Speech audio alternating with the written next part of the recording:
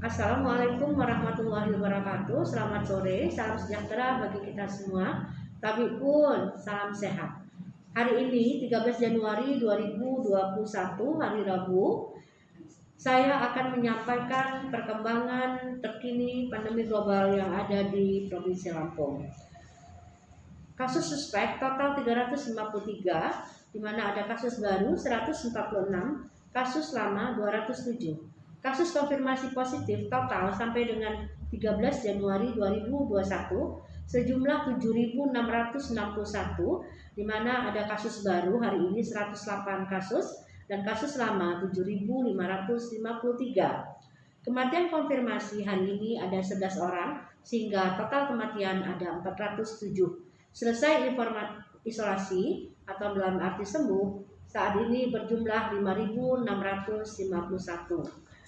Selanjutnya saya akan menyampaikan kasus konfirmasi positif hari ini. Ada penambahan sejumlah 108 kasus yang terdiri dari Kota Bandar Lampung 40 orang, Kabupaten Lampung Timur 27 orang, Kabupaten Lampung Tengah 13 orang, Kabupaten Lampung Selatan 10 orang, Kabupaten Pesawaran 9 orang, Kabupaten Pringsewu 4 orang, Kabupaten Tanggamus 2 orang, dan Kota Metro 2 orang, Kabupaten Tulang Bawang 1 orang.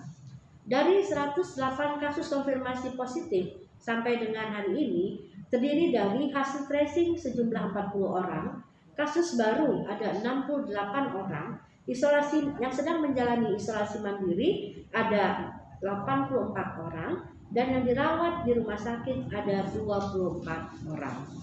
Selanjutnya saya juga akan menyampaikan selesai isolasi di Provinsi Lampung pada hari ini ada penambahan sejumlah 118 orang yang terdiri dari Kabupaten Lampung Tengah 65 orang, Kabupaten Pringsewu 27 orang, Kota Bandar Lampung 21 orang, Kabupaten Lampung Selatan 3 orang, Kabupaten Lampung Barat 1 orang, Kota Metro 1 orang. Sehingga total yang selesai isolasi ada 118 orang untuk hari ini. Selanjutnya saya juga akan menyampaikan konfirmasi positif ada 11 orang yang meninggal, yaitu dari Kota Bandar Lampung ada 4 orang, Kabupaten Tanggamus 3 orang, Kabupaten Lampung Selatan 2 orang, Kabupaten Lampung Tengah 1 orang, Kabupaten Lampung Timur 1 orang. Saya juga akan menyampaikan hasil uji swab PCR yang ada di Provinsi Lampung. Total semua yang sudah diperiksa sampai dengan hari ini ada 54.442 spesimen yang diswab dari 24.000 orang 785. Hasil positif menghasilkan 14.663 spesimen, yang negatif 39.779 spesimen. Khusus untuk tanggal 12 Januari, total swab yang diperiksa ada 359 spesimen yang menghasilkan positif baru sejumlah 108 kasus. Untuk jumlah tempat tidur yang ada di Provinsi Lampung tersedia sejumlah 833 tempat tidur, ada dengan ventilator, ada juga dengan tanpa ventilator. Saat ini yang dipergunakan oleh pasien COVID berjumlah 576 tempat tidur, berarti di Provinsi Lampung masih ada tersisa sejumlah 257 tempat tidur. Selanjutnya saya juga akan menyampaikan tentang kick-off vaksinasi COVID-19 yang ada di Provinsi Lampung yang akan dilaksanakan insya Allah pada hari Kamis tanggal 14 Januari 2021. Pelaksanaan dilaksanakan di Rumah Sakit Abdul Muluk karena menurut informasi dari yang kami dapat, arahan daripada Menteri Kesehatan, sebaiknya vaksinasi kick-off itu dilakukan di rumah sakit rujukan utama yang ada di Provinsi Lampung, dalam arti rumah sakit terbesar yang ada di Provinsi Lampung, sehingga kita menempatkan besok kick-off-nya acara di Rumah Sakit Abdul Muluk. Dengan harapan para pejabat dilakukan vaksinasi yang pertama sekali atau secara awal di Provinsi Lampung akan memberi motivasi kepada seluruh nakes yang akan dilakukan vaksinasi. Kami juga sudah mengirim sebanyak 20 orang nama yang akan dilakukan vaksinasi ke Kementerian Kesehatan dan Kementerian Dalam Negeri. Selain peserta kick-off, vaksinasi juga dihadiri oleh pejabat Forkopimda, Kepala BIN Daerah Provinsi Lampung, Komandan Pangkalan Angkatan Laut Lampung, Komandan Brigade Infanteri 4 MAR atau BS, Kepala Pelaksana BPBD Provinsi Lampung, Rektor Universitas Lampung, Rektor Universitas Bandar Lampung, Kepala BPJS Provinsi Lampung, Ketua ID Wilayah Provinsi Lampung, Kepala Balai Besar POM Provinsi Lampung, serta Kepala BPKP dan Inspektorat. Persiapan yang sudah kami lakukan terkait untuk acara kick-off besok, yaitu pertama kita sudah membuat surat usulan ke Kemendagri nama-nama pejabat yang akan mengikuti pelaksanaan kick-off sesuai dengan arahan daripada Kementerian Dalam Negeri. Selanjutnya kami juga sudah membuat usulan nama ke Kementerian Kesehatan sebanyak 18 orang, walau yang dipersyaratkan hanya 10 orang oleh Kementerian Kesehatan sebagai influencer bagi masyarakat di Provinsi Lampung agar bisa mendapatkan SMS Blast dan terdaftar pada P-Care. Selanjutnya juga kami melaksanakan persiapan tim vaksinator pada pelaksanaan kick-off yang sudah mendapatkan pelatihan vaksinator COVID-19 di Provinsi Lampung. Waktu itu dilatih sejumlah lebih kurang 25 orang untuk fasilitator. Dan informasi juga hari ini kami sudah melatih vaksinator-vaksinator untuk tahap pertama dengan 5 angkatan sejumlah 500 orang yang berasal dari Kabupaten Lampung Selatan, Kabupaten Lampung Tengah, dan Kota Bandar Lampung. Selanjutnya juga kita mempersiapkan tim liputan acara kick-off tersebut karena harus melaporkan ke Kemendagri dan juga ke Kementerian Kesehatan. Selanjutnya juga diharapkan untuk disebarluaskan dalam arti diviralkan melalui media massa dan media sosialisasi, media sosial, sehingga informasi bisa tersebar ke seluruh masyarakat baik di perkotaan maupun di pedesaan. Acara seremonial pelaksanaan kick-off akan dihadiri oleh Bapak Gubernur.